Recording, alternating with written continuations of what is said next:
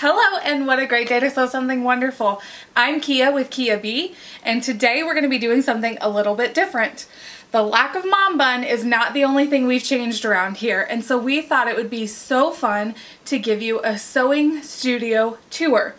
This is something that we've wanted to do for a little while, but we've been getting settled in our new studio, and so we just thought what a great opportunity to do it now.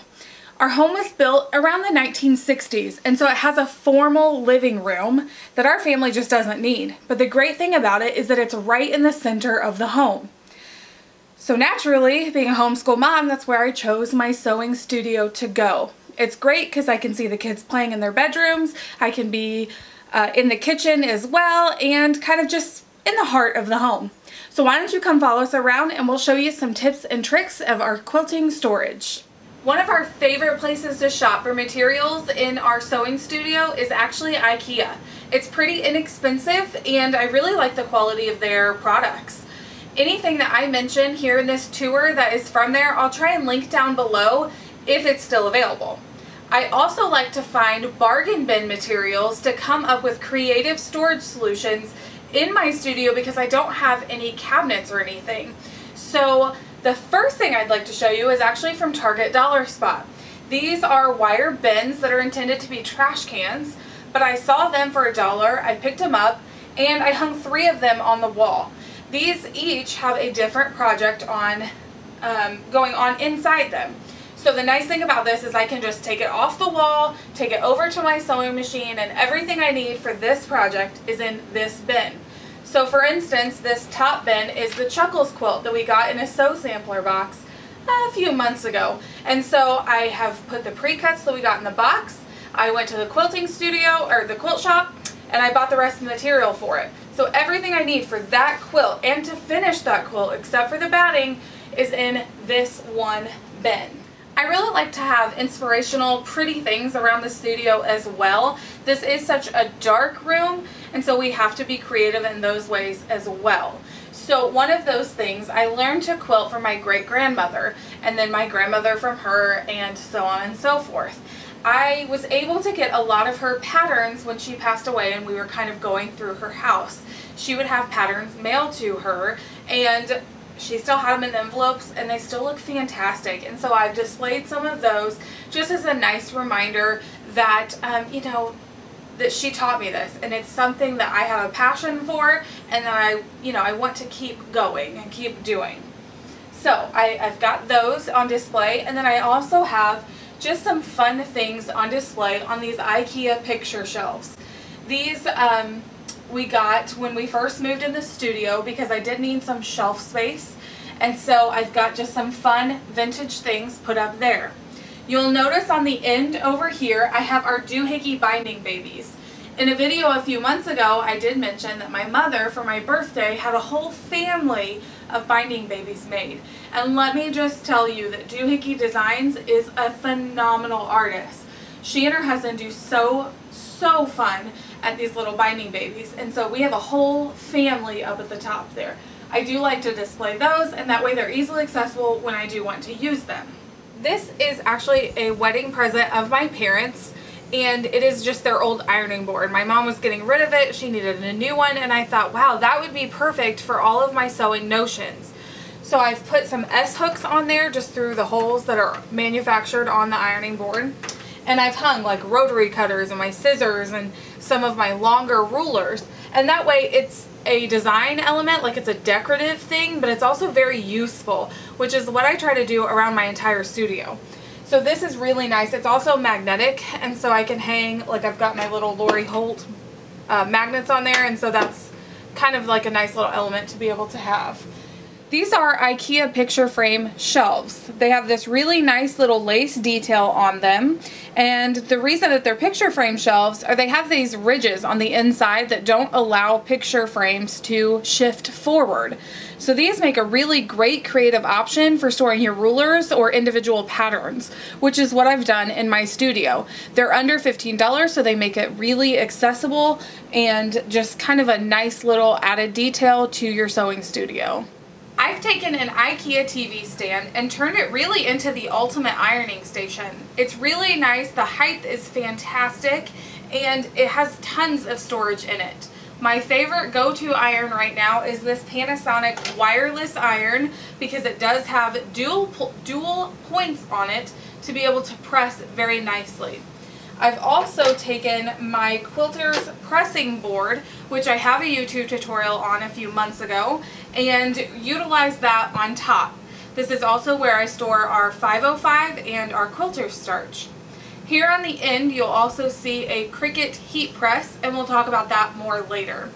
Here at the bottom, you'll see lots of storage. This is where I keep my sewing machine supplies, anything to do with sewing related notions that don't go on my ironing board.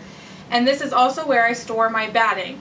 I don't like to keep a ton on hand because I do like to order it as I've got projects, and that way I don't have a ton of bulk items just sitting around. Here in the corner is where I store the majority of my pre-cuts. These drawers are nice because if I choose to move it, they do open from both directions. So here at the top, I've got charm packs and jelly rolls or roly-polies. Next, I have fat quarter bundles. Lastly, I have 10-inch squares or packages of fat quarter bundles, that kind of thing. And then in the bottom drawers, I have just random pieces of fabric that don't have to do with quilting. So whether I've made a fleece blanket or I've needed stabilizer for something, that all is stored in the rest of these drawers, which makes it very nice because it's all in one long shelving unit, and so it's easily accessible. Up here high in the corner, I do have a planter. It is from Ikea. It's meant to be a planter, but I used it as another creative storage solution. The bottom one has washi tape in it, and the top one has some crochet yarn and crochet and knitting needles and hooks. The next thing that you'll see is something new that we've added to our studio since moving in here. It is our design wall. We really watched a ton of YouTube videos and we really pined over Pinterest for ideas of this design wall. We had a large enough area that I felt like we could do most anything, and so off to Joann's we went. I talked to the person that actually does all of the framing and matting of pictures and just kind of bounced some ideas off of her, and she said, I think you need foam core board. And I had no idea what that was, so she takes me in the back where she shows me these massive sheets of foam board. And so she sold 2 of those to me. We bought command strips so they didn't damage my wall, and they come off easily so I can change the fabric. I chose an off-white fleece that would just kind of make my quilt designs pop out. I could really see the contrasting colors, so I could focus on my quilt rather than on my design wall. There's nothing on the design wall right now, but let me just tell you, we have some great projects planned, and I cannot wait to fill that thing up. I've talked a lot about quilting storage, and this is kind of my new solution for scrap storage. This is just a cart that has 3 shelves on it, and I've taken some Sterilite bins and labeled each one of those into the scrap sizes that I cut my scraps down into. The nice thing about this is I can take it on the go into another room and kind of cut up scraps and store them easily. It also helps me take them kind of in our sunroom so I can really get the good grasp of color placement. Here's just a small shelf that I keep under my desk that has some quilt shop fabrics in it for future projects, and then some little yellow boxes that have some secret projects in them. Now what you need to know about this tour is that it is the Christmas season, and so we've got some fun little Christmas decorations around our studio, and I love, love, love Christmas. So even when I'm in my studio, I want to be reminded of the season. So I've got some cute little nutcrackers. One is crafting and one is shopping. I thought they were perfect to go in here. This is an Ikea Kalex unit. It is a 4x4, and I mentioned before I don't have any cabinetry or anything in this studio. So this is another solution for us to store things. Something you might not know about me is that I also love to paper craft. Sewing and quilting is not my only passion. So I did just recently buy the brand new Cricut maker, and I am in love with it. So I have chosen to use this Kallax as all of my paper crafting storage. So I nicely store my Cricut maker here at the top, and then in all of these cubes I just kind of have different materials. I have some scrapbook paper, I have some bookkeeping things for Kia B. I've got some planners. I am a planner girl. If I don't have a current planner I'm working in, I'm probably lost and I'm not getting any of my priorities done. Other things you'll see in this unit are a sticker maker, some scrap materials for things that I can use to make things for the Cricut, and let's see, just some other useful tools like scissors and glue and just everyday items that you would need when you're crafting. I love this unit. It's very inexpensive from Ikea and it is a great storage solution. I'm also a very social person, and I knew when I kind of created this studio that I would want a place for my sons or my husband or even my sister to sit and just chat with me while I'm doing projects. And so this is kind of a recycled chair from another room in our home, and I threw it in here and thought it would be great and comfortable for whoever wants to sit in here and just kind of hang out with me while I'm quilting or paper crafting. Now you'll notice these great storage solutions behind me. These are from Ikea and they are actually grocery bag hangers. But I have rolled up my Cricut materials and threw them in there, and I thought that was fantastic. I saw that on a YouTube video somewhere and I thought that was ingenious. So I had to buy a couple for the wall. I had this dressmaker's board or seamstress board just kind of sitting around, and I thought, what a great vision board. And so I'm very goal oriented as much as I am a planner, and so I thought, let's throw this on the wall. I'll hold my quilting cutting mats here and we'll just kind of use this as a vision board, things that we'd like to do. One of my favorite suggestions from one of our YouTube subscribers was to use our extra sew sampler boxes as shelves. So we've done that here at the top, and I think it makes it look great, and it's just an extra kind of sussy storage solution. The last thing that we have to show you about our sewing studio is our really awesome desk. This thing is wonderful. I started out with just the first desk and it very well suit my needs, but then I thought, what if I had a second desk? So that way if I wanted to teach classes or have a friend over for an epic sewing day, then I would have the space to do so.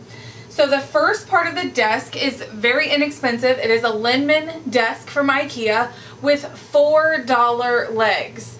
So inexpensive, a great option. It's got two $4 legs, and then it has a Kallax unit as the other end of the table. The other desk is very nice. It's the exact same desktop with different legs. These legs can be set to whatever height you would like. So it can be set to normal desk height, or if I've been having a really long sewing day, I can raise it up and kind of stand and sew, which I do like to do every now and then. So let's take a closer look at this Kallax unit. Here at the very top of this Kallax unit is a vintage sewing machine, a couple of more Christmas decorations, and a very special picture. That's actually on Christmas Day, my great-grandmother receiving a very nice updated sewing machine from my grandfather, and she was just so excited. She had never had a sewing machine that nice, and she really just cried over that. And so that's just a very special moment. I knew I needed to capture that in my sewing studio somewhere. Moving down, we have these 4-box units above the desk, and there are 4-box units below the desk. The top you'll see stacks of fabric. Those are what I like to consider my scrap kind of practice fabric. It's something that I've picked up at a retail store that I don't love the quality, but it's great for practice. Next, I have a whole box just dedicated to thread storage. I could not believe my mom found a honeycomb glass container that fit all of my thread in it, and so I have tons and tons and tons of thread. Right below that you'll see some quilting projects that I've done that we just have rolled up, and next to that I've got a lace trash bin and a Matchbox quilt and another little storage container. Below the desk, that's where you'll find my pattern books, any extra little quilt blocks that are left over from other projects. Thank you so much for joining us in the Hive today. We've had so much fun showing you around our sewing studio. If you have any questions at all, please comment down below and we'll be happy to continue the conversation. Thank you so much and have a great week.